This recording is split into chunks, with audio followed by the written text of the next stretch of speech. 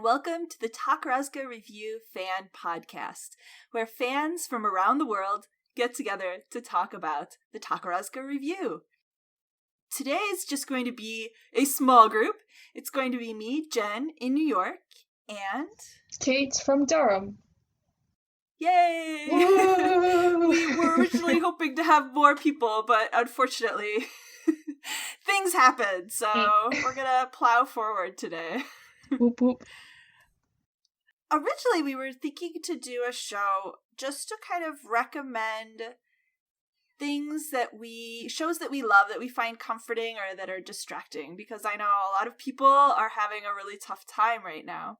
So that's still going to be kind of the basis for this episode, but because there's just two of us, we're going to throw in some news and a whole bunch of other stuff too. And I know our listeners have requested that we do more news episodes. The only reason we really don't do a ton of them is because sometimes it takes us a long time to edit. And by the time the episode gets out, the news is like 2 months old. Yeah. So, but we'll try today. So, Kate, did you have any happy things that you wanted to talk about before we get into news, or any news that you found happy? Happy news. Basically, I mean, is it even happy news? Zuka restarting, it's happy, but at the same time, I worry about, people's health and safety and stuff. But I'm glad that they're restarting, and I'm glad that they're, things are going on and shows are being put on, and people don't have to have their tight ends or anything delayed. Well, they're already delayed, but at least things are happening. So that's good news. Yeah, I mean, because the Tokyo is still closed until the end of this month, but the Grand Theater open. Yeah, and they put out schedules for things, which is a good sign. Yes. I struggle to I guess on the one hand, I just want to see them on stage again, but on the other hand, I don't want them to get the virus. So it's very Yeah, it's scary. It's not really comparative to sitting at a theater, but I'm a teacher, and they just announced that my school is going to be opening hybrid, which means the teachers will be there all the time, but the kids will be coming in on and off, half the kids at a time. So part of me is yes, finally we're starting again, and part of me is oh my god, this is terrifying. Yeah. So I feel like I could kind of feel a little bit of probably what they're going through right now. That's funny because I guess that another happy news thought again, nothing is purely happy now. 2020 has just ruined it for us because nothing can just be happy in life anymore. But happy news, I finally have a job, and I'm teaching as well. Whoa! Oh, so yeah, exactly as you said. Exciting. On the one hand, I'm happy that I'm getting a salary. I'm finally getting money so I can eat.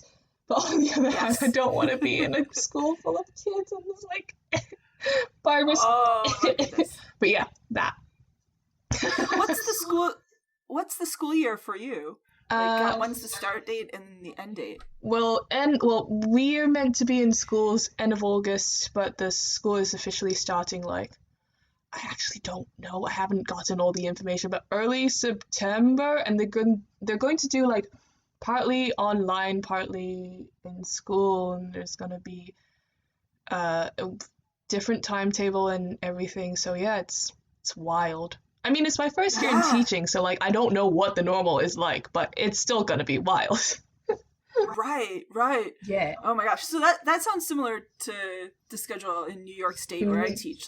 Most of our schools start the first week of September. So I think that's what we're on track for, which is part of me is really glad because some schools in the US start as early as the end of July. Ooh, okay. Right. So part of me is thank God we're not the guinea pigs, but it feels kind of mean to say because oh my gosh, I feel so bad for people who are starting that early right now. Yeah. It's scary. And it's a really difficult thing to balance because you want if kids are not in school, they run the danger of, family issues and dropping out and, influences. Yes. But if they are in school, then they run the risk of getting the virus. So it's really just you. Yeah. Yeah, that. Yeah, I don't know the answer, but I hear you. But anyway, so for Takarazuka, I don't know how many of our listeners have been kind of following the precautions that they put in place. Like, there's a huge list of crazy things they're doing at the theaters to, like, you know, with hand washing and sanitation and checking temperatures, and they like increase the amount of air circulation, and they're also like, what was it? Like, the seats are like solitary seats, like you can't sit next to anyone. Yeah, they made that weird ad with all the Takarazians like acting out the whole procedure. And I find that was really cute. Did you see that? It was on YouTube. I haven't seen that. Oh my gosh, you're gonna have to send me the link. I want to see that. It's like all the young ones like acting out going in, and like, you know, the people are wearing masks and they're doing their hand sanitizing and like taking out like their one water bottle and like sipping it. It's really funny. It's great. Oh you should watch it. I can't even imagine. And like, I think they're keeping the first couple rows empty so nobody's sitting too close to the stage. Yeah. And they're only having like half the cast on the stage. Yeah, I think, right? I saw that as well. That's crazy. Like, a lot of the underclassmen are getting pulled out, so there won't be as much of a chorus. Yeah. But like, I thought it was really crazy because I didn't realize until I started updating the weekly information page on the Takawiki again when stuff started happening, that the tickets didn't go on sale, like the general sale tickets, not the advanced sale, but like the regular ones, didn't go on sale until like the 14th of this month. So like 3 days before the show. Like, I see. Okay. And I'm guessing it's because there probably aren't that many seats available. Because they're leaving so many empty. That's true. They were like, oh. And it's not like they're having people come in from all over Japan. They probably want to discourage that. So,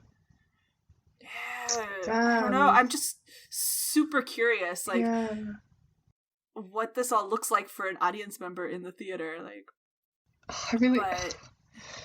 I just wanted to go back to normal. Please go back to normal. Yeah! It's like Suka's the one thing that I can escape to, and now even they are not doing their thing. And I'm like,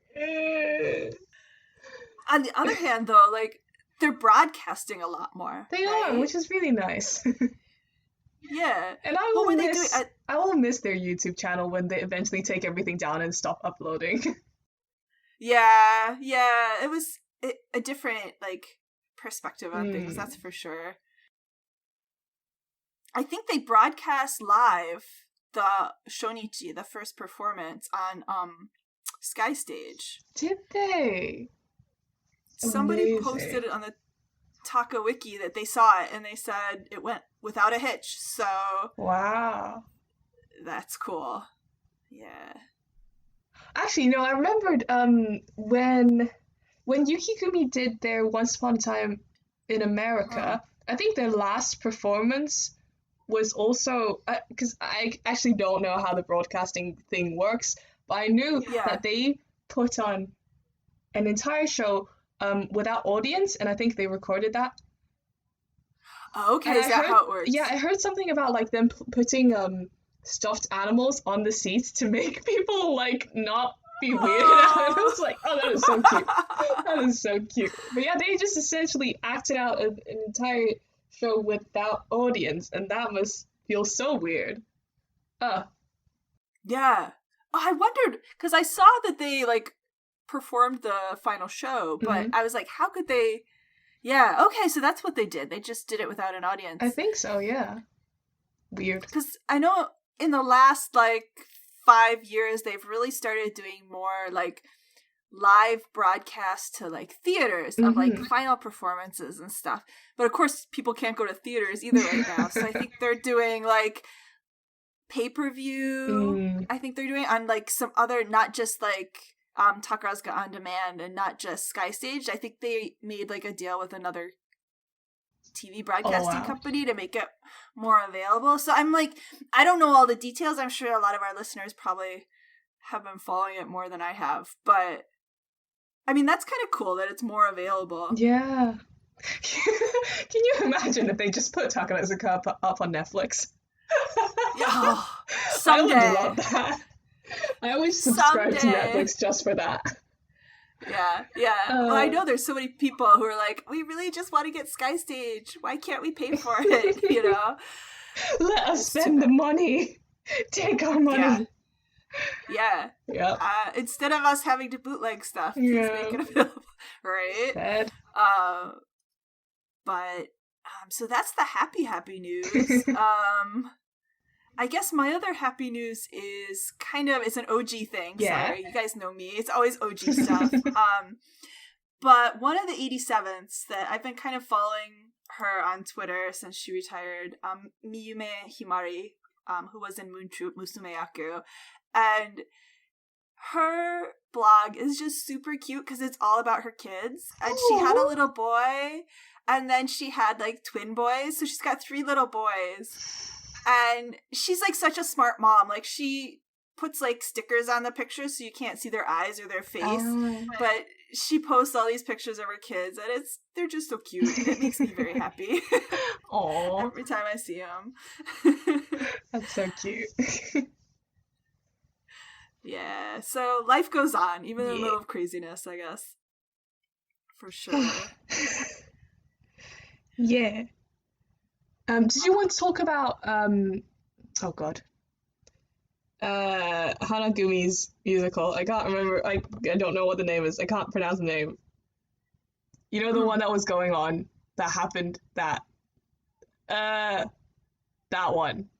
The new one. Oh, the show?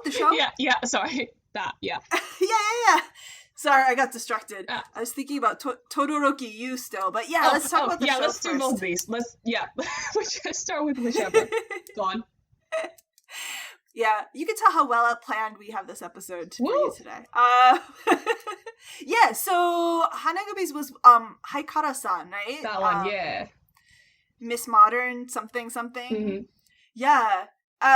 Which opened on the 17th, finally. It was only delayed, 6 months? Yeah, about. Or what?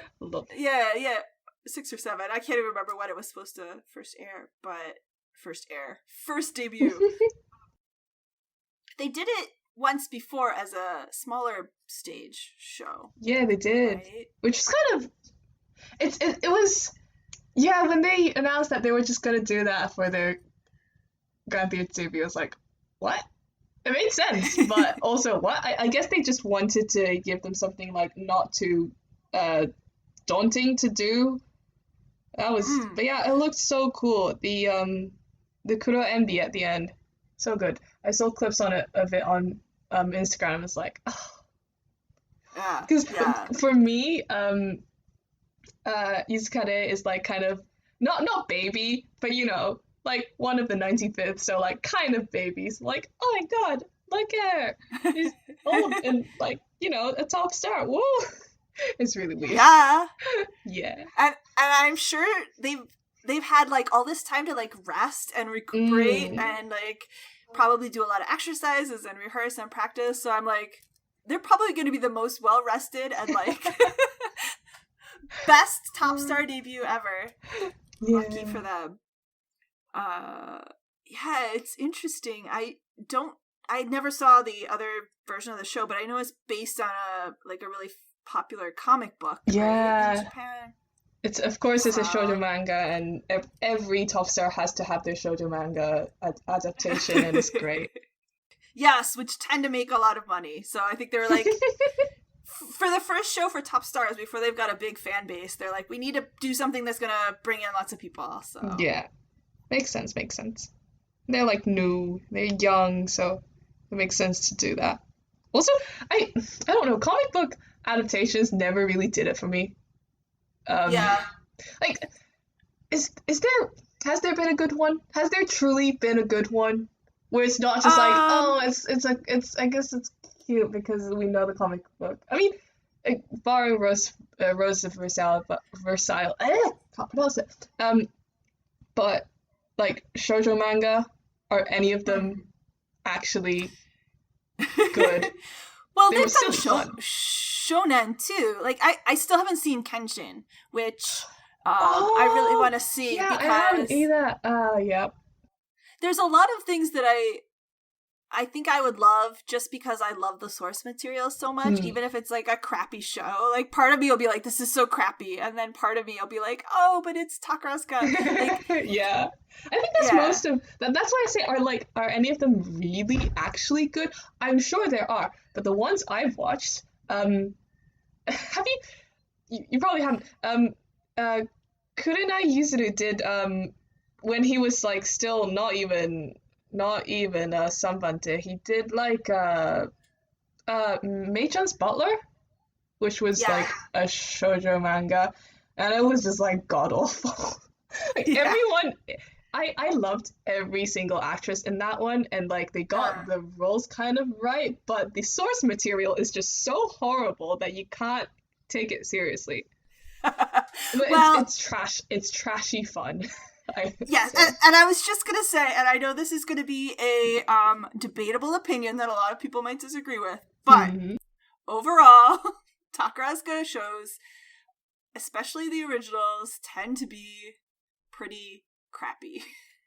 Really? like it can be fun, but it's not really like great theater. I think with very few exceptions, like, because I mean, I kind of see where you're going. Yeah. Even if you just read a synopsis, you're like, it's like reading romance novels. Like, I love reading romance novels, right? But nobody's going to say that this is like an award-winning novel. It's fun and it's comforting, but it's pretty formulaic, and they mass produce them so quickly. Like, that's true. That is true. I mean, there's a couple directors / playwrights in Takarazuka that, when they do original stuff, I know it's going to be really good. Like Ueda Kumiko! Oh, I love her so much. Anyway, hi. But we could talk about that next. Actually, that's a good segue, because but we got to talk about Tom. But yeah, then let's segue into stuff, because we were going to talk about like things that we find really comforting and love about Takarazuka. But let's talk about Tom, because this news just broke yesterday, I think, in Japan, about Todoroki Yu. Do you want to talk about it a little bit?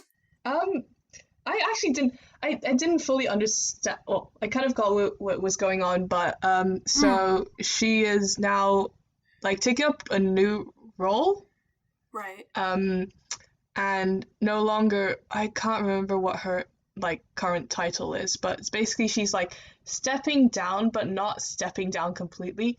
Right. She'll still be on stage, and like because she still has like a bunch of stuff planned. So she'll still be in those. People are debating, like, people are wondering whether she's still going to be on TCA, but I think for a few years, probably, yeah. But yeah, basically she's like slightly stepping down, and which is kind of surprising, because there's so many debates of like, the day that she leaves, like, can you imagine what the Titan show would be like? It'll be like wild. But now that she's doing this kind of soft exit, it's weird. Like, I don't know what to think about it. Like, is she just gonna slowly stop appearing in things, and then just stay as a background like mentor character? I don't know. Yeah, I think her new job title, I should look it up in the Japanese, is basically like a special advisor. Yeah. She's still a member of the review, but like, and this is where things are kind of like partially like, seems like they're part of like, people don't really know the inner workings that much, I think, and partially like, my Japanese isn't good enough that I haven't like dug around enough to really know a lot about it. But like, Takarazuka Review is a company, but it's also a sub-company of Hankyu Corporation, which is like a big, giant conglomerate in Japan. If people aren't familiar with it, that they run a railroad, and they have huge, not supermarkets, what's the word I want? Malls? Yeah, kind of like a mall, right? And the reason those are so connected is like, in the early 1900s, the railways built these shopping centers around the train stations. That's where like those big shopping centers kind of came up. So Hankyu has all that, plus they have like they originally were connected to Toho, the film production company, and like all this stuff. Like, so this is a huge umbrella company, and Takarazuka is just a small part of that. But they have a board of directors, basically. And it's mostly old men. But damn it. Some time ago, some of the members of the review who had been members for a very long time also became members of the board of directors. So I think Kasugano Yachio was at one point. Matsumoto Yuri might have been at one point, right? And then probably when they get older and it becomes more difficult for them to do that job as well as everything else, they kind of step down from it. So Todoroki Yu is stepping down as a board member and just becoming a special advisor instead. And this one news article that I saw on MSN Japan was saying that their activities aren't really going to change so much, like what they do. It's just they're not going to attend the board meetings anymore. So it's like Todoroki Yu and Koike Shuichiro, who's directed a lot of the like Western adaptations, like Elizabeth and stuff like that. He's also stepping down. Oh, okay. And I guess they've got 4 of them now. So it's like Koike Sensei, Ueda Sensei, Ueda Shinji, who's like the Rosa Versailles director. Yeah. Matsumoto Sensei and Todoroki Yu. So those 4 are going to be like quote unquote special advisors for the company. Interesting. Whatever. Yeah. So. Yeah, I guess it's just because Todoroki is also like, she's always on stage, so I guess she's like slightly different. So that's why when she steps down from a stage role, people are like, oh wait, is that going to change anything? But apparently no. Okay, that's good. Yeah.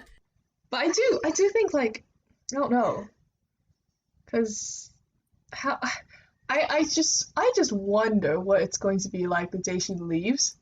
Because surely they need to find. Do they even need to find a new? Because she's not only like one of the oldest members. She's like the head of Senka, right? So there has to be like a new head of Senka. Well, I mean, but does there have to? Not really. Like, she kind of came in and made that role. Like, I guess the most closest to her was like Haruna Yuri, who was like a top star in the 60s and 70s. And then she went from being top star Moon Troop to like being in Senka and she stuck around for quite a while, but she just, she retired quietly eventually in the 80s. I just can't imagine like a TCA where there is no head of Senka, like when there's no like the oldest person being there, and like I don't know, it's weird. I just see TCA and there has to be like 4 people.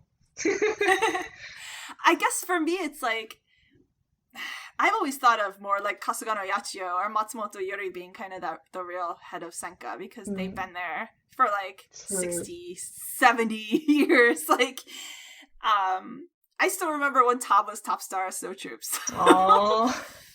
I don't think, I mean, she might stick around forever. She might, go on to the same route as the other like Senka people, and she might become more like specializing in Japanese dance and doing all the Japanese dance stuff, because like Kasugano Yachio, before she became older, like she was like a regular star and she did all the like musical productions and the lead roles and stuff for a very long time before she became like the master of Japanese dance. So I don't know, it could go anywhere.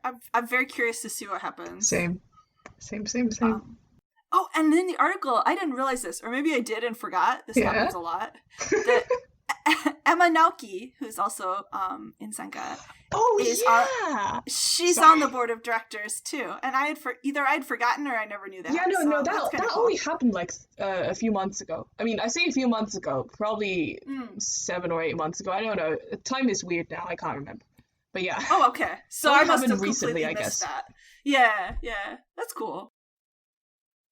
I just imagine they go to the board meetings and they like sit in the corner and they don't say anything.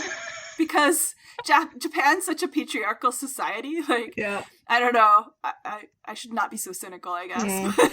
I can't imagine it's more than like a fancy title. I don't know. But maybe they are like integral to.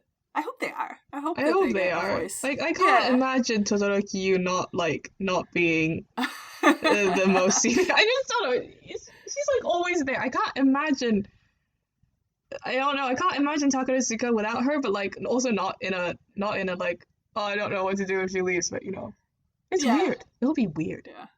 Yeah. Yeah, it used to be like when I was first got into the fandom and everybody was still on LJ, like every year on April Fool's Day, I would like announce the big news that Todoroki Yu is going to this troop to become the new top star. And I always got somebody, like every year somebody would fall for it. It was great. Oh, that's really funny, actually. That was like 12 years ago. Oh my god. Wow. That's funny. That was a long time. Anyway, so that's news. Mm-hmm. So yeah, let's talk about things we like about Takarazuka shows, because we were talking before we started recording about how you weren't here for a lot of the early episodes we did where we inundated everyone with our opinions on things we love about Takarazuka. Yeah. So yeah, why don't you tell us either in general like things you love about Takarazuka, or like maybe things that like you see in a show and you're like, yes, this is what I love. This, so I'm gonna love this show, kind of a thing. Okay, I think what drew me to Takarazuka in the first place is, you know, the stuff that separates them from everyone else. Cross-dressing. Cross-dressing is really cool. I really like cross-dressing. Yes. And just suits. Dancing in suits is just really... I just love the whole, like, Kuro Envy thing. I don't know what it is. Maybe it's just me being gay, but it's just so cool. And actually, I don't know, because it's because cross-dressing is just the idea of having an all-female theater group, and I saw this I can't remember whether it's an article or just someone posting on stuff, but how like it's not just the otokayaku who are cross-dressing, it's also the musumeyaku, because like the musumeyaku are playing a kind of ultra hyper female version of like female, and then I just found the whole concept really intriguing. So that's kind of what got me into Takarazuka. But yeah, it's weird because I want to say, oh, I like when Takarazuka shows have really good songs and really good singing, but I know that doesn't happen a lot. So I really, really like, I guess, the current Yukigumi for that reason. But yeah, Takarazuka can have some pretty good music occasionally, and normally those are like my favorite musicals. You tell me one thing and then I'll think. You make your next point. Yeah. So I think I agree that it's very unique, which is funny to say because when it started, like in the early 1900s, there were actually several all-female review groups in Japan. Oh, yeah, apparently there still are. Like, there's one called OSK I saw occasionally. Yeah, and OSK like went bankrupt at one point. Bless. And they were gone for a while, and then they came back. But OSK and SKD, like, there's a whole bunch. But like Takarazuka was the one that kind of stayed enormous, and I think probably the Beru boom and stuff helped, and like they kept ticket prices down for the longest time. Like even into like the 60s, it was like $10 to go see a show from like the best seat. Like nice. Prices have gone up a lot since then. But yeah, for me, I agree. I love the suits. Maybe not the kuro embi so much, the Really? tuxedo suits. I mean, I do like those because I kind of grew up on old, like, 1940s, 1930s, like, movie musicals. Oh, yeah. Like, Yeah, okay. yeah, so, Mhm. like, I love that aesthetic, but I think for me, like, Is it all the flashy stuff? the not the flashy stuff, like the suits with the like fedoras. Like I love the shows that are set. Okay, yeah, no, I get you. Yeah, not like the tuxedo suits, but much, but like the suits, like the zoot suits and stuff like that. Like, yeah, I just like that. It's a lot of fun. It is. And I think parts of it is also just it's just intriguing how mainstream Takarazuka is, because like anyone you talk to and you say, oh, there's this theater group that the every single person is played by a girl, so they're like cross dressing and stuff, and they think that's like such a I hate to use the word campy, but that's such a campy concept almost. But Yeah. I just find it really interesting how it's mainstream, and well, Yeah. mainstream, but it is mainstream, and just people. I'm getting into like I don't know anything about like this Japanese society. I don't know much about Japanese society, but it's just interesting that there's an obvious like Right. It's not like a dark clubs at night kind of a thing. It's like a yeah, much it's more- like yeah. a sort of like a taboo, not really taboo concept, but it's an unusual concept that everyone and their moms just kind of accepted. Yeah. And Yeah. I find that really, really fascinating. Yeah, I agree. Especially in a country that's so, like traditional and like uptight and stuff. Yeah. But I think it comes from tradition too in Japan, if you think about it. Like kabuki used to be all women. Right? True. Yeah. I don't know. It's funny because like I've talked to Japanese friends who like grew up in the Hyogo prefecture area where Takarazuka City is. And they're like, I mean, it's plastered everywhere because it's a Hankyu company. So, like, the posters are in all the stations and on all the trains and stuff. So you can't really get away from it. But, like, if I talk to friends who are from other parts of Japan, they might have heard of it, but they really don't know anything about it. So it's like, it's not like it's this forbidden thing, but it isn't hugely mainstream, like high school baseball or something, of course. But, yeah. Like, I didn't talk about it when I worked in Japan with my coworkers because I was like, it is still kind of a weird Is it thing weird? to do, Yeah, too. kind of. It is a little weird. But of course they found out eventually because I was like gone every weekend because I was going down to Tokyo. They're like, where's Jennifer? So eventually it came out and they were just like, they kind of humored me. They thought it was pretty funny. But yeah, but it's, you know what I love about Takarazuka, once I got into it, was the fandom. It's like such a family thing, Yeah, no, I get you. Well, there's only a really, really small group of fans left on Tumblr that I'm just like, every day was like just scrolling for that one Takarazuka content. I was like, okay, that's the Tumblr for me for the day. But yeah, no, I get what you mean. Yeah. But I'd imagine it'd be especially nice when you can actually, meet up with people yes. if you lived in Japan, whereas for us, it's just like on the wide, vast internet floats to you like just one little Zuka like wishing bottle, and you're like, hey, that's one of us. But yeah. Yeah. I do miss being in my 20s and being able to like go to Japan for the summer and like meeting up with everybody from all over. That was fun. Nice. Like foreign fans. But yeah, don't really have the time for that anymore, unfortunately. And also nobody's traveling, of course. Yeah.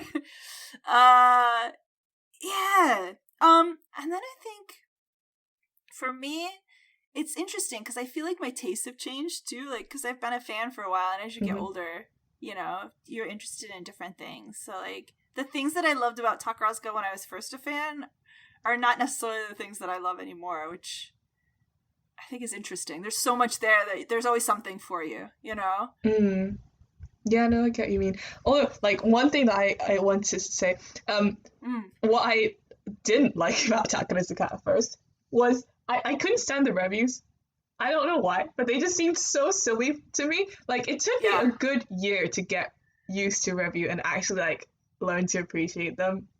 But Yeah. when I first saw the massive fluffy feather things, I was just like, what the heck is that? That looks so stupid. Yeah. But Yeah. yeah.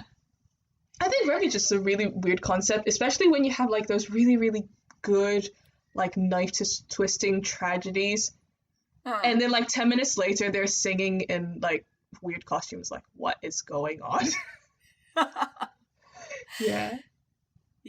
Yeah, I agree. It and I think part of it is like the makeup seems harsher too for the reviews, like more in your face. Oh yeah. Yeah, that's true. Which can be like hard to get used to on top Mhm. of like all the other weirdness. But and I think it's also like when you see it on a TV screen, it's very different from the energy you get being an audience member. Like, Mhm. I feel like reviews, you get so much more out of reviews when you see them live I because, can imagine, yeah. it's just this crazy thing that you're like watching and like everybody in the theater is like really excited about it. And, everybody knows the moments when you're supposed to clap or like whatever funky dance move you're supposed to do in your seat. Like, Yeah. that just adds such a layer to it. And then I think once you've experienced it live, then watching it on TV, you're like, it brings back the memories, so you get that too. Like, yeah, no, I get that because like that's what so many people say as well. It's like, oh, I can remember that bit when I was like sitting in the seats and like I can actually feel the right vibration of the music. It's like, oh, that makes sense. Yeah. That makes sense. Because like I always like skip like the line dances and stuff like that when I'm watching reviews because I'm like, this is so dumb. But like when you're in the theater, that's like the best part of the review show. It's just crazy, especially if you got opera glasses and you can like pick out the girls you want to watch and stuff like that. Like, it's a completely different experience. So yeah. Yeah, the line. Yeah, I still haven't gotten used to the line dances. I don't know. It's just like, I guess it's a tradition, but also like, why? Why? Yeah. I mean, and I think it's because they borrowed so much from like French Can and like New York City, like the Follies of like Ziegfeld Follies and all that stuff. Like, and so that all developed in like the 30s and 40s and stuck. It never went away. Tradition. Yep. Zuka and their Paris obsession. Tale us all this time. Yeah. Well, let's talk about some shows because I'm sure we've been entertaining people, but okay. Yeah, I guess I'll go first because it kind of comes from what we were saying, like the things that we like about Takarazuka. Yep. And I apologize to people who've heard this story a billion times already, but when I first got into Takarazuka, it was that kind of like campy thing. Like, I had a friend in America who's really into it, and I have no idea how she discovered it because she doesn't speak any Japanese. She wasn't like a Japanophile or anything like that, but she was like really into Takarazuka, and she'd send me like pictures, and I'd be like, oh, that's different, from like photo books and stuff. And this was probably back around 2000, so there wasn't a lot of stuff online. Like, there were maybe 3 places online that you could go to get like pictures and information about Takarazuka. And so I was like, oh, that's different. That's kind of cool. And then I moved to Japan and I was like, yeah, she kept posting stuff. I was like, well, maybe I should go check it out. So like me and 2 of my friends who were really into like manga and stuff at the time were like, yeah, let's go check it out. And so we were going to actually go down to Hyogo Prefecture and see a show in the Grand Theater. And I can't remember now what happened. If I was sick or something came up and I couldn't take the time off or something. Anyway, I ended up not going and they went without me. And they went and saw, this probably would have been about 2004. I don't know if they saw Elizabeth or if it was something after Elizabeth. But anyway, they came back. And they were like, yeah, it was pretty cool. And they bought me the DVD because they felt bad for me that I didn't get to see it. So I got to see the DVD of Elizabeth. That was probably the first thing I saw. And I was like, oh, it's kind of cool. But I wasn't like, meh. Okay. It was still kind of in the back of my mind. And then I went to when I left Japan in 2005 the first time, I went to Tokyo, because you fly out of Tokyo. Mm-hmm. And I think I must have gone down a couple days early, and I was like, you know what? I'm going to go do that Takarazuka thing. So I think I got like day of tickets, and I went and saw Nagasaki Shigerezaka with Star Troop was doing it, right? Uh-huh. So, and I was like, okay, that's kind of cool. It was like it was a Nihon Mono. It was like a Japanese style show. And it was pretty. I was kind of into it. Like, my friend did Japanese dance, so I kind of knew a little bit about that and stuff. But I was still kind of like, you know, it's different, but whatever. And then I went to the gift store, and I bought, like, a graph magazine. It was probably, I think it was Ayaki Nao's final magazine, because I'd seen Elizabeth. So I was like, oh, I recognize her. So I bought that magazine, and then I was like, you know what? I'll just buy another DVD. What the heck? So I ended up buying Guys and Dolls, because I was like, oh, I know Guys and Dolls. Oh, yeah. And it was Shibuki Jun's 2002 Guys and Dolls. Nice. Little did I know that DVD that I bought, like, within 5 years was worth, like, 3 times as much as I could have sold it for, like, $400 at one point. Wow. Like, not anymore, but for a while, because it was out of print. And people were like, this was before Sky Stage had aired it. And people were, like, crazy for it. But anyway, so I watched it probably on the computer. Like, I had my laptop with me in the hotel before I got on the plane, you know?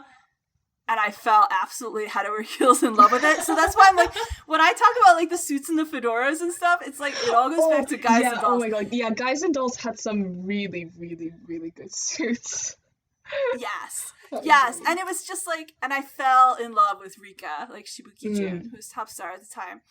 And, like, all the members of that moon troupe was, like, my first loves. So, like, I think I watched that DVD, like, over and over and over again for, like, a year. I almost probably wore it out. Like, I watched it so much. And that's when I started, like, really looking it up, and I joined, like, the Yahoo mailing list, which was, like, and then, like, the Takarazuka group on, like, LiveJournal. And so I finally found a couple of people who were really into it. And yeah, so for me, like, Guys and Dolls is the first show I'm going to talk about, because that's, like, I think it's such a fun, feel-good show, and I think they've done it a couple of times, and I know there's copies floating around in fandom that you can get your hands on now, so I think a lot of people have seen it. I haven't seen the more recent one with Hokusho Kairi, but I saw... I've seen clips of the 1980 one that Moon Troop did. And that was going to be the first one that I want to talk about. So yeah, and then, talk about yours, and I'll talk about, like, differences in the So I highly recommend this one for people who just like musicals in general, because it is a very popular Broadway musical. So it's got good music and good dancing, but it's just so funny, and it fits the Takarazuka so well. It does. Those roles are, like, perfect for otokoyaku and musumeyaku, and just, like, the chorus is great because it's got so many, like, small bit parts that like older members of the troupe can do. It's just a fun show, and yeah, so if you can get your hands on a Takarazuka version of Guys and Dolls, highly recommend it. Yeah, so that's my first recommendation. Okay. Actually, question. Because I don't actually know that much about that version, but who played Adelaide in that version? Kiriya Hiromu. Wait, what? Yes. Wait, what? Really? She was amazing. I can't. Oh my god, I can't imagine. Oh my gosh, she was so good. I can't imagine. Wait, who's Nathan? Yamato Yuga. Oh yeah, of course. Yeah, I know that bit. Oh, yeah, and that's crazy. probably my favorite role for, like, Yamato Yuga too, is her Nathan. Like, really? It was just perfect. Yeah. Because I know he's, like, such a manga prince type when he got to be top star. Oh no, with that little, like, pencil mustache and just, like, the mannerisms of Nathan. It's just, like, Tani to a T. Like, she was so good in that role. Yeah, that's amazing. Actually, I think the 2015 version was with Hokusho Kairi and Hinami Fu. And I think Micha might have, she definitely Shinko'd that show. The one I saw her Shinko too. She played Nathan Detroit in the 2002 Shinko. That is crazy. Yeah. Oh, it's so funny how it works. Was she good? Yeah. She was cute. She was very young at the time. Like, yeah. It was a good cast. Like, Shirosaki Ai played Sarah, and Tsukifumi Sarada played Sky. So it was a really good Shinko cast. And Shijo Rui played Adelaide. Shijo Rui was an otokoyaku at the time. She later switched to musumeyaku. And she became, like, top musumeyaku of Cosmo's troupe eventually. But, I see. Yeah. But just same as you, Guys and Dolls, just a good musical in itself. Highlights of 2015 version. Yes. I know you said that Yamato, you guys, Nathan is really good. Also, 2015's version of Nathan is played by Benny Kurenai Yuzuru, and he is funny as all hell. He is so funny. He just plays he just plays off that, like, lousy, it fits him really, really well. And I'm really intrigued now because, like, Yamato and Kurenai Yuzuru are such different types of otakuyaku, so it's really funny how we both say that this is the role that suits them the best. That's really funny that you say that, because I think of them as being really, really similar. Really? Yeah. I don't know, because, like, ever since, I think Kurenai Yuzuru, ever since he became top star, I don't think he took himself that seriously. Sorry, pronouns. I'm just really bad at pronouns. I'm just going to call otakuyakus by he's. But I don't think he ever took himself that seriously. And I feel like Yamato Yuka is just, like, this really elegant, almost, too good for the sinful world kind of princely, angelic That is hilarious. person. Really? Oh my god, no. No. The one thing Tani is, like, ridiculous.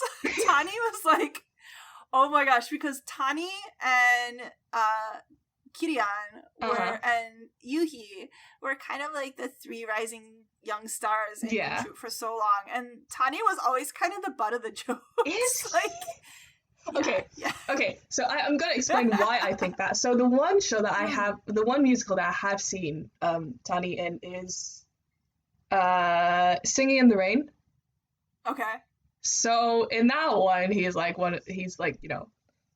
freaking princely. And then the other thing I've seen him in is the Sailor Moon, the Sailor Moon musical she did after she left Takarazuka. I don't know. Do you know about that? Yeah. Yeah. So I guess my image of her is just, a very specific type. The shoujo manga kind of protagonists, male protagonist kind. But I don't think of Singing in the Rain as being princely either, because, like, the main lead in Singing in the Rain is kind of the butt of the joke too.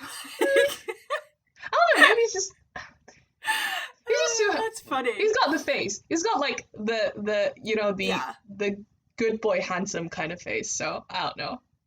Yeah, I'm very curious. Okay, listeners, you gotta tell us what you think of Tani and Benny. Yeah, these two. Yeah, definitely. And also another highlight. Adelaide is played by Makoto Rei, and she is the most convincing. She's the most convincing female role that I've seen in otakoyaku play. She's really, really good. Just really good. But yeah. Very cool. Yes. Okay, do you want to go for your second show, or do you want me to talk about myself? You go ahead. Okay, so my second one is also related to Star Troop, and it is Another World by Kurenai Yuzuru and Kisaki Airi. So it's really funny because these two I wouldn't say are, like, the best, even just within their time period, they're not, the best actresses, but most of their stuff, at least, are the kind of, like, really heartwarming, because, like, my favorite out of, like, all the current, and when I say current, I'm still in the period where I mean, it's Mirio and Tamaki and Daimon and Benny and Yurika. So Yeah. I still haven't gotten into the mindset of calling Koto and Yusuka Rei the top stars. But so I'll say in this current time period, my favorite is Daimon and Kiho because they are just good singers and really good actors. But all of their stuff are so sad that if I Yeah. ever want to watch something to lift me up, I can't watch like my favorite pair because they will just make me extremely sad. So instead, I just always watch Benny and Irie because their stuff is just mindless fun. And Another World is especially fun because it has that kind of really weirdly uplifting tone where because is this a spoiler? This is not a spoiler. Everyone starts off being like dead. The whole musical takes place in like the underworld. Right. And the story is like the stupidest story because these two people fall in love when they were still alive, and then just die because they like each other too much. And then so the whole story is about them just finding each other in the underworld and hijinks. And Right. there's just this message that comes out at the end of the musical being like, like, uh, it might be nice to like find friends and stuff in the underworld, but guess what's the best thing? It's being alive. Being alive is the best. Being alive is great. Like Right. take your. And I just feel like such a weirdly uplifting message. Mm. I don't know. It's just like how can a musical that's all about mostly about death and like escaping death, coming back from the underworld, about be so uplifting. And it's funny as heck. It's got all of the jokes. It breaks the fourth wall a couple of times, and it's just so good. And technically, I guess it's a Nihonmono because all the songs and like costumes and everything are like very Japanese styled, and I never liked Nihonmono. Not that they're not good, I just don't have the cultural appreciation to actually fully appreciate them. But it's just such a good like uplifting musical to watch when you're down, and it's just funny and all of that. Yeah. Yeah. Eh, I I can't describe when I like something, but that That basically. makes sense to me. Mm. And you know what? I'm gonna bounce off of that for my next one, which I hadn't had on my original list, but that Yeah. kind of reminded me because there is something about like that Japanese comedy that's based kind of on like tsukomi and like kabuki, and Hmm. it's partially physical comedy, it's partially like really horrible puns, it's just like, and it's partially just these like traditional like what would the English phrase be for it, where like one mistake just snowballs and it just Yeah. like Comedy of builds on errors, itself. I guess. Yes, that's exactly what I'm. Thank you. I was talking to my family. This is a side note, but like, I was like, I don't remember any of my English vocabulary anymore. Not that I remember other languages either, but it's because I'm sitting in my apartment by myself for like 6 months. Same. So like, I don't have conversations with people, and so I'm talking to somebody, and I'm like, "What's that word for like when you're sad?" Like I just can't remember my vocabulary anymore. Oh But no, I anyway, get you. so like those kind of comedies are hilarious, and they often have a lot of physical comedy aspects to them. Like it's Mhm. very like it's kind of again forgetting my English vocabulary, but it's like there's certain like gestures that you make Mhm. that are very stylized in that kind of comedy. Yeah, no, I get But what you mean. it strikes me as being very difficult. But they did another one that was very similar to that in 2003, and it's another Moon Troop. And it was originally supposed to be a Kirian show, but that was the year she was being very sick. Mm. So Sarada and Tsukifuni Sarada took over for her, and it's called Bridge of Tears, Bridge of Smiles. It's a Bauhaus show. So if you like that kind of show, you might really love this. This is the funniest Takarazuka show that I've seen in like the 15 plus years that I've been a fan. Mhm. And it's funny because it's kind of like you said, you're like, how can this be funny? It's like one person ends up trying to like commit suicide because of, I can't remember who the first one was. If it was like a, like, you know how there's always that story of like the prostitute who's trying to like run away with her lover, like it might have been that. It was the first one. Or like there's also the servant, or the merchant, the person working for the merchant who like embezzles the money and then they have to commit suicide. It was like one of those people, and they like try to like jump off a bridge, but then they're like too scared to do it, and then like it snowballs, and then like all these other people come on stage, and there's always like only 2 or 3 people on stage at a time, but it's a huge cast, and like they're all like fighting over like who's gonna kill themselves, who's gonna stop them from killing themselves, like, and then like the people who are originally gonna kill themselves decide to like start playing tricks on everybody else, and it's hilarious. I guess there's like the irony of the situation that makes it more funny.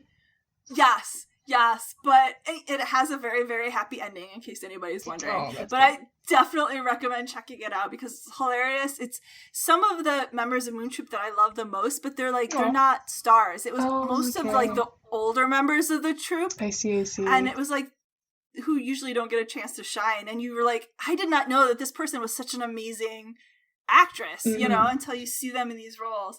So check it out. Yes, Namidabashi Egaobashi, Moon Troop, 2003. I will.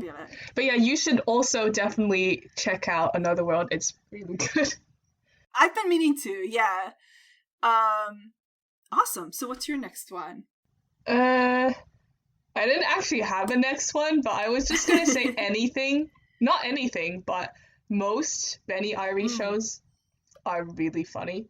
Actually, their Taidon is like it's not fun. It's just really, really happy. I think I mentioned this in the other episode, but it's one of those instances where Zuka tries to do like modern. They try to play a modern character who uses smartphones. And it's so it's definitely not their clumsiest attempt, but there's just something that just makes me laugh whenever a smartphone comes up on a Zuka stage. You're just like, what are you doing? I know these are all really young people. They're people like our age, but it's like watching your like 40-year-old English teacher trying to use a hip and new word. Do you get what I mean? It's just really funny. But they're tied on, so it's called God of Stars. They do it quite well, and they try to like put these characters in modern clothing. And their perception of modern clothing is truly mind-boggling. I love it. It looks, some of it looks horrendous, and it's just beautiful. But yeah, so that is also a really good show. Do you have another one? Talking about funny clothing, that reminds me of like the costumes for Paradise Prince, which was also another one that was like pseudo modern kind of like, but yeah, their idea of that's funny. Paradise. It was a Cosmos Troop. Oh, was that also Yamato Yoga? Yeah. But yeah, I guess I kind of wanted to talk about. I had a couple, and I've talked a lot about Moon Troop, so I was like iffy on whether to talk about this one because political correctness is a little iffy. Go on. Because it's based on a Rosemary Sutcliffe novel, Blood and Sand. Okay. So, and it's about a real guy named Thomas Keith who was like in one of the Highland regiments during, I don't know if it was like when it was set. I think it's like the late 1800s. I see. He ended up in Arabia. And he actually kind of went native. So, but, you know, whenever Takarazuka kind of tackles this, you always get kind of a... I get what you mean, yeah. Yeah, kind of, you know, and I feel bad because I grew up on those kinds of things. Mhm. Like the Blue Sword when I was a kid was like one of my favorite novels, and it's like, oh, these white people go to this other country and like adopt the culture and become amazing, of course. But I really actually like this show, and not very many other people I know like this show. Name? What's the name? Love and Death in Arabia. Oh, okay, I've heard of this one. It's a 2008 flower troop show with Matobuse and Sakura no Ayane, and Ozora Yuhi. And the reason I like it, and yes, I picked this because like Matobuse, Ozora Yuhi, and So Kazuho, that like brief blip where they're all together in flower troop had the most amazing chemistry together of like broness, you know, like that bro love. And like this is a great show for that because So Kazuho plays like the younger brother of like the main Arabian chieftain's son. Like he becomes best friends with the Scotsman. And you know, so it's all about them like kind of being bros and like going out on raids and stuff. Yeah. But you know, it has fun times for those like Arabian-esque costumes, which again are very not politically correct, I'm sure. And there's like sword dances. You gotta have some sword dances with sabers, of course. But there's also like, you know, shooting. There's like a shooting competition and all this stuff. But of course, it's kind of a tragic story in the end. So it's not necessarily a happy ending story, but like again, anytime you got Sunshine So Kazuho with Sunshine Matobuse, like the whole show just fills me with glee. So I know a lot of people didn't enjoy it, but they thought it was too talky. But I thought the chemistry between all the actresses was amazing. I actually really liked a lot of the music. I thought it was a decent show and just a fun show to watch to kind of cheer you up, except for the fact that the ending is not the most happy. But yeah. Okay, I just want to talk about one thing that I've never actually watched, but I am forever salty about it, and I want to know if any of like the listeners are salty about this as well. Okay. Friggin' Yukigumi, current Yukigumi, so with Nozomi Futo and Mayuki Ho, they did on the 20th century. And it's like it's the biggest comedy, and they're like news stage clips of it. But in the end, Hankyu didn't get the rights to the musical. Well, not, you know, they didn't get the rights to like publish like stuff for the musical, so it never got released.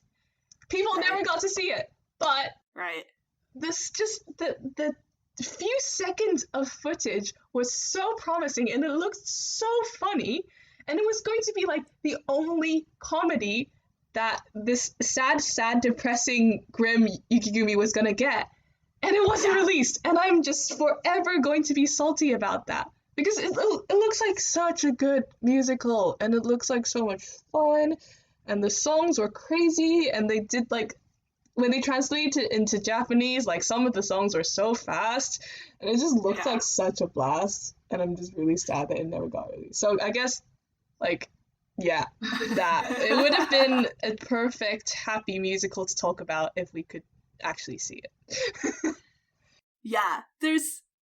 And that's the drawback of like, as much as I love them doing like Western musicals, there's always that worry that maybe this will be the one that you can't. Like for me, the musical that's the one that I've never got to see is the West Side Stories that they did in the 90s. Moon Troop did it, and did they? Star Troop did it, and they were both like from like that's a snapshot in time of like some members that I really love. And I've seen photos, but there's no album, there's no it's clips, so sad. You know, there's absolutely nothing. And so it's always been like, it's the one that got away. Didn't they do West Side Story like a few years back? No, like literally like 2-3 years ago, Cosmos Troop did it again. I don't know whether they got to film that or not, but now I can't remember. Let me see. They've done the cool thing about West Side Story is that was actually like the first Broadway musical that Takarazuka ever did in the 60s. Really? That was their first one? Right. And it was a huge thing. Like, they brought over the original, like, Broadway director and Broadway choreographer and stuff, and they made them do, like, all the crazy choreography where the Jets and the Sharks are, like, climbing fences and, like, and they were like, there's no way women can do, like, they don't have the body strength to do this. But the director was like, I'm not modifying this choreography. You've got to do it. So, no, they didn't. They never released it. So West Side Story is one of the ones that's probably they've just never gotten the rights to. So. Luckily, I actually studied West Side Story for parts of my GCSE. So that's like middle school curriculum. I studied it as part of my music lessons. So that kind of permanently killed my interest in that musical. Yeah. But no. Nothing like studying a musical to make you never want to listen to it again. This reminds me of, so this was just like a couple months ago. Yeah. I guess this has been floating around since the 70s. Cher, the singer. Yeah. She used to have her own TV show in America. And apparently one episode of the TV show, she did West Side Story, where she played all the roles. So I actually found this clip on YouTube, and she's playing everybody. She's playing, like, Tony. She's playing Maria. She's playing, like, all the characters. It's hilarious, but it's also, she's, like, surprisingly sexy as, like, the otokoyaku roles. And I'm like, I want to make her, like, an honorary Takarajin because it's actually pretty amazing. Like, because she had the, like, the bouffant hairstyle that's so, like, otokoyaku. I was just like, wait a minute. Wait a minute, you're not one of them, but you kind of are. So, highly recommend people check that out because it's really funny. Cher. Oh, man. Let's finish with, it's funny because we both kind of talked about how, like, reviews might not be the best thing for people to watch if they don't already have a connection to the troupe, maybe, or to, like, some memories. But sometimes there's some review shows that you just, like, stick out in your mind and you're like, okay, everybody's got to watch this. Mm-hmm. Is there, like, a review show that you might recommend people to watch? Okay, so the first thing that comes to mind is Super Voyager. Okay. So that's like the first Grand Theatre review with the current Yukigumi. And I don't know, just the first song of that comes to mind because it's like, one of those catchy Takarazuka review songs that it's so simple, but you just cannot get it out of your head. And it comes with like a really, really simple dance as well. And that just the beginning song, the theme song is so happy. It's got that like Disneyland vibe, not gonna lie. And it's cute. There's like dolphin plushies that people were holding, and they all had that like little sailor costume, and it's just a really overwhelmingly happy song. I think they did that to compensate for the sad kind of show. But yeah, that's the one that comes to mind. What about you? There's a couple that I was going to talk about, but then I'm like, you know what? A lot of those are favorites because of the cast or because they're like the first one I saw live or something. So, but there is one that I'm going to recommend because people might run into it in the future too, because Nova Bossa Nova. Yes! I've it's not kind seen of it. cheating in a way because it actually has a bit of a plot to it, but it's more like a loose plot to kind of tie together all the numbers. But they first did it in 1971. They did it, two different troupes did it in 1971. Then two different troupes did it in 1972. They did it in 1976. Two different troupes did it in 1999. Wow, and then okay. most recently in 2011, Star Troupe did it. So there are a ton of like recordings of this out there, but it might pop up again in the future. And it's amazing. It's like one of those shows that one of those revues that every single like Takarajin quotes it as like, oh yeah, it was the first revue that my mom took me to see and I fell in love with it instantly. It's just one of those, isn't it? Like every single Takarajin references it. It's hilarious. It's like, Todoroki Yu's version in 1999 is still my favorite. Wow, You can you find know the it? Okay, I recording did of not that. know that. Cool. Yeah. Cool. And it's probably like Tom's voice isn't the best, Mm-hmm. but there's a version of Sinnerman that the top star sings in this show. Mm-hmm. It is very vocally demanding, and they're singing it while doing this insane dance, like kind of like a modern dance, kind of Mm-hmm. like super like high energy like dance, and like I don't know how any top star can get through doing this like twice a day, like four times a week, like crazy. But Tom like hit the nail on the head. It's like amazing. Actually, I haven't seen it in a while. I think after we finish recording, I'm gonna sit down and watch this again. But there's hilarious like, and there's some narrators, quote unquote, for the production of like a nun and a priest. And it's one of hilarious. Those. And they're like, but it's not, because they're both otokoyaku.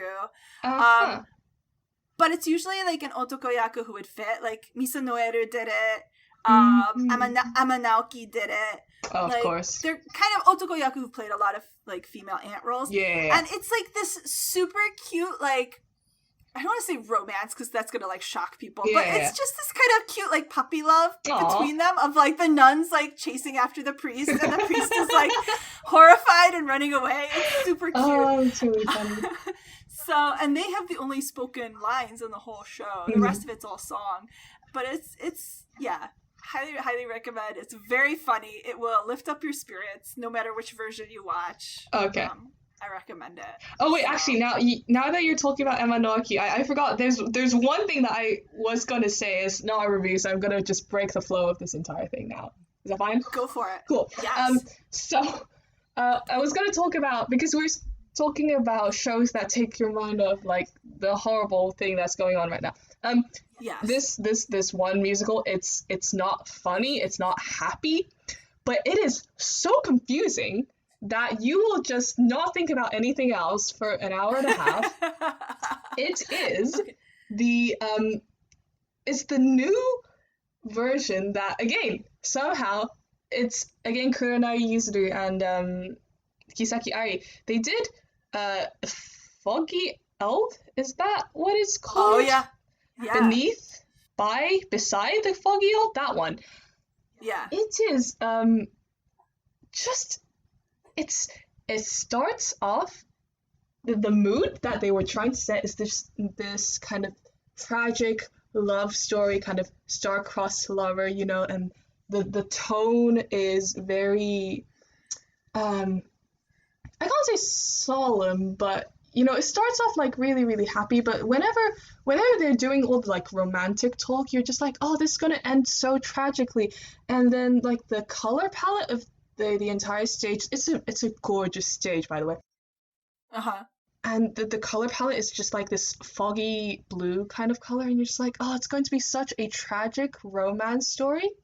Yeah. But then at every other scene, there's like a comic relief thing. Like at every single story beat that could be really, really tragic, if you just let it sink in for 2 more minutes, they bring up this comedy element. They bring up this fun man in a dress. They bring up this person not realizing that the other person is talking, so they talk to sleeping, so they talk to a sleeping person. It's so bizarre, because like you will hit this really, really good moment when they're like confessing their love for each other or something, and it has to be immediately interrupted by something ridiculous. So it never kind of settles, and you keep thinking that it's going to land on something, but it never lands. And it just goes like that for an hour and a half with these two people who have amazing chemistry, but somehow just can't get it through. And then there's this one character who is just so nice about everything, and it's I don't want to do spoilers, but like just imagine like how do I describe it? Just something really bad happens to them, and they're just like, oh no, it's fine, I just want like everyone to be friends, I just want them to be happy, and this person just threw them under the bus, and they're like, 2 seconds later, no, it's fine. Like, I'll try to set them together. I'll be the good guy, and then at one point someone pulls out a gun, and then they end the scene with like this most dramatic, not dramatic confrontation where everyone just freezes in their place as the stage slowly turns, and it was just surreal. I don't know why I watched. Yeah. Again, people tell me that I'm not the only one who thinks that this show could have so much potential, but they just ruined it. It's so confusing. But yeah, that's my bit. You know, and this is why I was saying, this brings us back to the beginning. I love this. Yeah. The Takarazuka productions are not great. And that might be like a Western mindset, not understanding like a Japanese way of like narrating something. But for me, that's what throws off a lot of the original Takarazuka productions. Like, it'll be a serious story and there'll be like weird moments of humor, not like cleverly put in moments of humor, but like weird, like out of sync, sometimes kind of like offensive moments of humor that you're just like, what the heck was that? And that happens especially in like the smaller theater productions that yeah, but that show was originally done in the 60s, and that's very common of like a 60s type Takarazuka show. And it was written by Kikuta Kazuo, who was like a famous playwright. And some people might know his name because the Kikuta Kazuo Theater Awards. Like, okay, I see. The Toho company like puts out these awards every year for like new actors and older actors and like scenes from productions and like film productions. It's almost like the Tony Awards in America. I see. Maybe not quite that famous, but it's like, you know, awards for stage. Yeah. So like he's like a big name guy. Like he's very famous. So like the fact that they brought this show back, but it doesn't quite vibe with modern senses makes sense to me. Again, the story's good, and if you just had two people who had amazing chemistry, which they did, it could have worked. It so could have worked, and it just didn't. And I'm just surprised that, you know, they had a go at it, and they still didn't get it right. And it's just frustrating. And actually, when you say that, like, you know, Takarazuka don't do, like, some of their stories are wonky. See, the reason why I didn't think that, to begin with, is because I got into Takarazuka through French musicals. I started off watching all the the Takarazuka adaptations of a bunch of French musicals. And French musicals have amazing, they have amazing costumes and songs, but their stories are just, they go nowhere. French musicals have, like, they have such bad stories that doesn't start well, doesn't wrap up well. You don't have, like, a good sense of progression. So when I saw, like, the Takarazuka version, for example, of Legend of King Arthur, they made it a coherent story. 1789, they made a good storyline for even the side character, which I was really, really impressed by. It's just weird that they can adapt things and make the stories better than the original, but they somehow cannot write their own stories. It's so weird. Yeah. I guess I do want to say, like, my one exception to that, like, well, there are several directors and playwrights that I really like, but Shibata Yukihiro, who unfortunately passed away recently, his stuff, he tended to do a lot of nihonmono, so if you don't really like the traditional tragic or kind of slice of life nihonmono, it might not be your piece of pie, but like he adapted a lot of Japanese novels, and he's one of the playwrights whose dialogue to me has always been spot on, and just a lot of his shows are really good, but again, they tend to be pretty tragic. So did he do Arc de Triomphe? Is that was that? Yep. Okay, no, I get what you mean. Yeah, he did Very good. Arc de Triomphe. He did Yuki Nojo Henge, if anybody's seen that one. He's done a lot of just like, and it's interesting because I bought a lot of his, they actually took his scripts and published them in a bound form of like a series of his like best, most famous scripts. I don't know if it was like in the 80s or 90s, and I bought a couple of them in used bookstores, and I don't think Takarazuka's really done that for any of the other playwrights. Like, they've published other scripts of like, okay, these were the scripts of like 2001 Grand Theater shows, but they didn't do like okay, this is this director's like compendium of their best works. Like, and they did for him, and like Yukariko he did, just a lot of like really good shows. So if you're looking for like good theater, like well-written productions of Takarazuka, check out his stuff. Shibata Yukihiro. But maybe not if you want to be cheered up. Honestly, at this point, like, sometimes it works to just watch something sad because there's only a certain amount that happy things can like blind you because I don't know. Yeah. Feels like lying to yourself. Yeah. True. Not going there. But yeah. Yeah. All right. Any closing thoughts? Anything we missed that you want to make sure we You say your closing thoughts and I'll think about something. I don't know. I feel like sometimes it sounds like we're being so mean to Takarazuka, but I think it's like one of those things where you can only find the faults in things that you love. Yeah, we judge so because we love. Yeah, go on, it's fine. Exactly. Yeah, I guess my closing thoughts are like, for all of its little bits and things that like might drive you crazy, or you might be like, oh, that's awful.